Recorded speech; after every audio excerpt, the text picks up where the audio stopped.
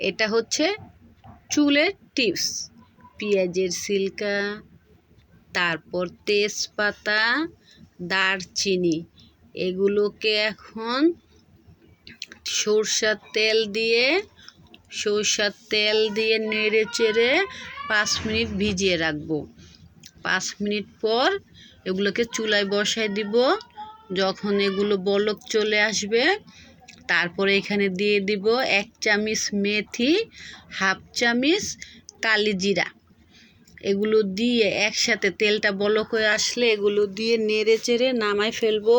হালকা কুসুম যখন গরম থাকবে তখন চুলে ব্যবহার করবেন, তাহলে চুল পড়া বন্ধ হয়ে যাবে, নতুন চুল গজাতে সাহায্য করবে, আপনার চুলটা কালো হবে।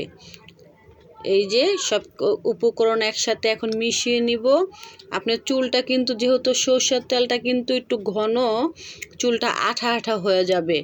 এতে আপনি টেনশন করবেন না। একদিন পর বা যারা চুলটাকে একটু ঝরঝরা করতে চান, 2 ঘন্টা 1 ঘন্টা পর ধুয়ে নেবেন, শ্যাম্পু করে নেবেন, দেখবেন আপনার চুলটা খুব সুন্দর, একদম রেশম কালো হয়ে গেছে, ঝরঝরা হয়ে গেছে। ওই যে সাথে